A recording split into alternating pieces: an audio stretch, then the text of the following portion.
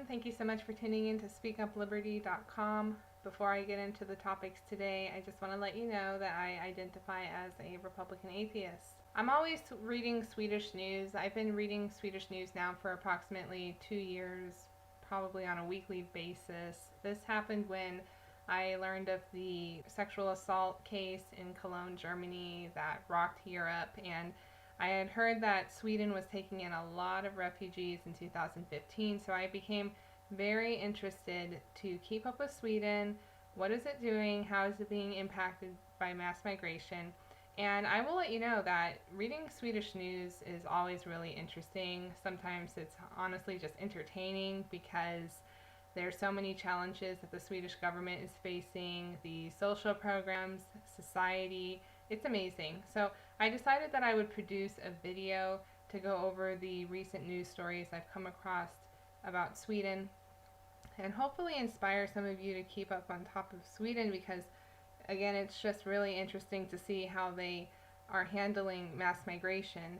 Many people in the United States have been putting up signs saying no borders, let refugees in, and similar quotes like that. But I find out that a lot of people just do not know much about migration in Europe. They don't keep up with news. They don't understand what challenges various European countries are dealing with in the midst of mass migration.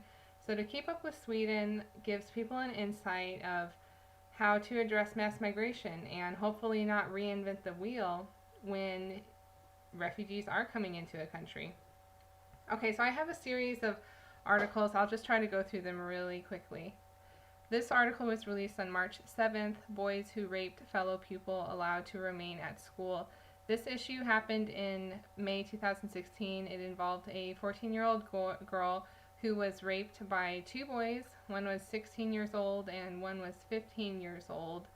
And to get to the point of this story, the rape victim, the girl, she actually left school, whereas the two boys who committed the crime were permitted to stay in school and to continue on as normal. The school system tried to keep it under wraps, tried to keep it quiet from getting out into the public, but eventually a news source did catch on to the story, and so now this issue is being addressed by the school system, and the school officials acknowledged that they didn't address the issue very well, that the boys should have been punished further. A story from March 7th, 2017. Member of European Parliament, Swedish Liberal Cecilia Wikström, she has a proposal to force EU countries to receive refugees. This is really interesting because there's been a lot of focus on Sweden in regards to accepting refugees, and I would have thought that a person in her position, any political politician in Sweden, would really back off of this topic of forcing refugees or countries of the EU to accept refugees. But this Cecilia Wikström is going head on. She's going to present this proposal to the EU. And the proposal is based on forcing European Union members to accept refugees based on GDP, which is gross domestic product, and population. So basically, the more money a country makes, the more refugees they should take in. And what I point out is this quote that she said. She said, "On every other policy area in the EU, be it chemicals or nature or banking union or financial stability pact, whatever, we have legislation put in place and the member states have to comply with them. Why should we have a whole policy area, namely asylum, that should be optional?" I thought this was an amazing question that she asked, because she brings up chemicals, nature, banking union, and similar things. And my main question is, well, how are those things humans? Chemicals, nature, those aren't humans. Those are not things that really have feelings, that are involved with religion, that have to be integrated into school systems, into society. So basically she's getting at that people who are seeking asylum, basically refugees, are viewed the same as chemicals or nature or banks, that she doesn't really acknowledge that they're human beings. A story published on March 7th, 9 on trial for honor killing and abduction. This happened April 4th, 2016. This is the largest honor killing in Swedish history. Believe it or not, honor killings have happened previously many times in Sweden's history, but this one is considered to be the largest because it involved 9 people.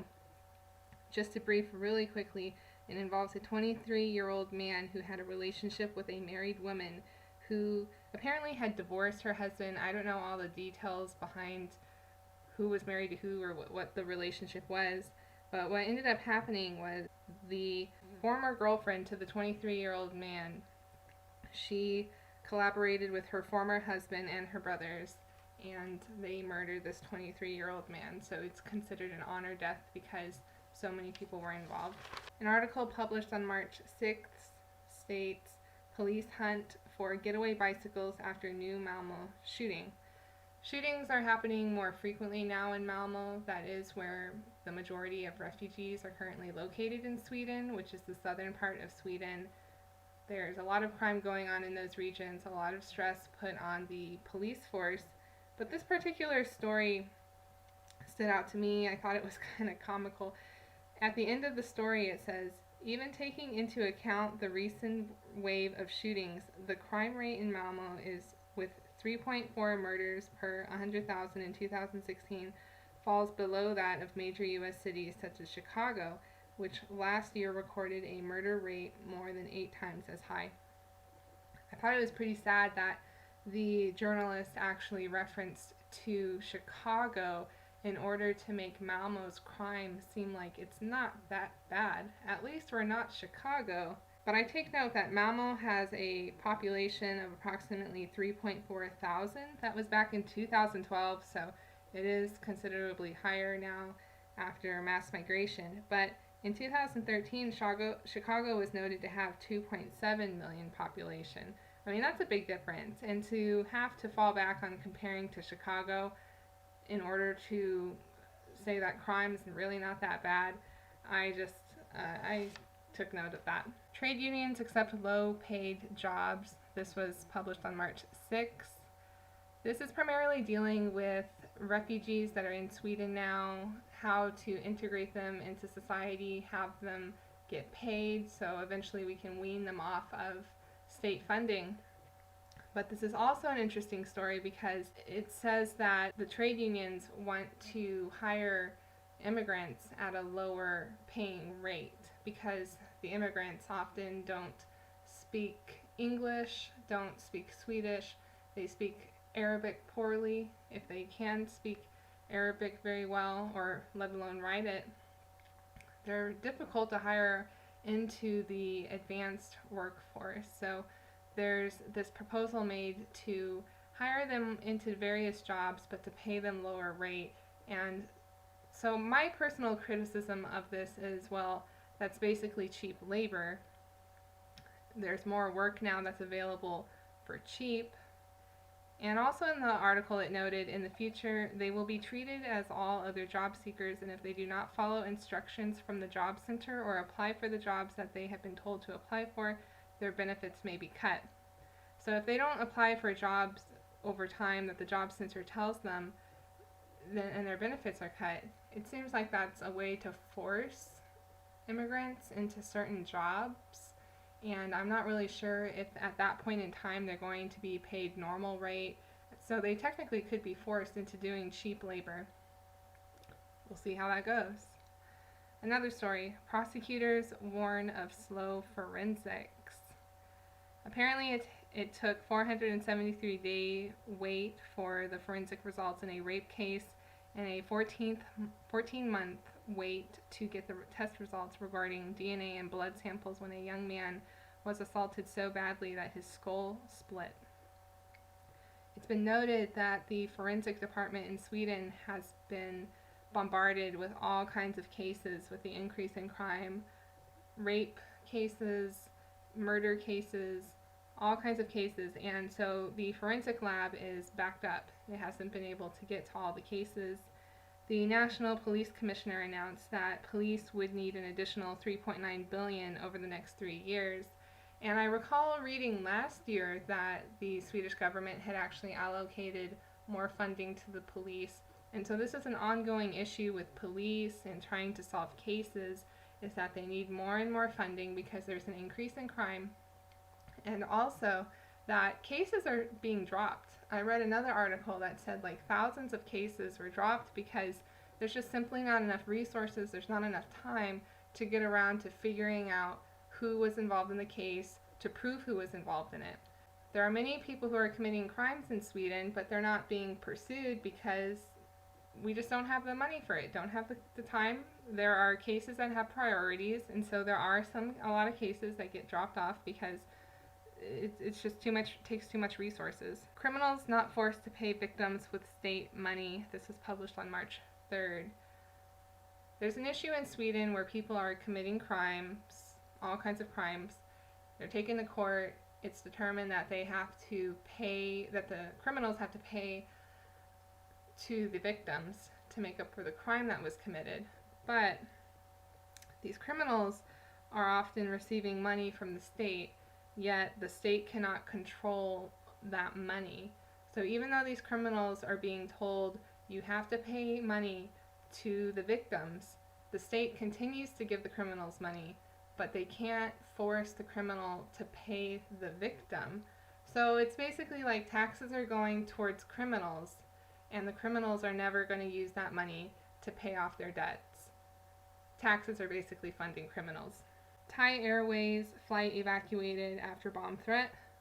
There were no injuries. There was, at this point in time, no bomb reported, but it was a bomb threat. Heavy criticisms of Sweden's involvement in Afghanistan. Sweden offered civil work and aid costing between 18 billion to 27 billion when working in Afghanistan.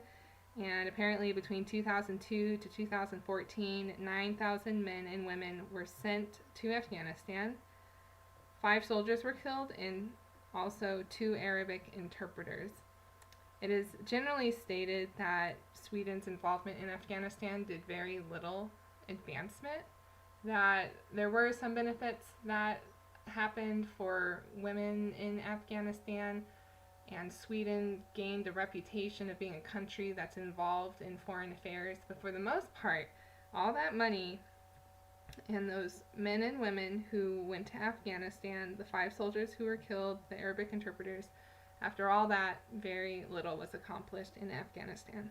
There's a new draft requiring men and women born after 1999 to participate. A new draft. So that means preparing for the military, because there's been a great dismantling of the military in Sweden for the past decade, and so now Sweden is beginning to get more involved in building up its military again, and so there is this draft that is for men and women. This is the first time in Sweden's history where women are required to participate in the draft. It is said that Sweden's concerned about the advancement of Russia. It's also been noted, at least in the article that I read, that Swedish representatives are also concerned about the United States and its future ambitions.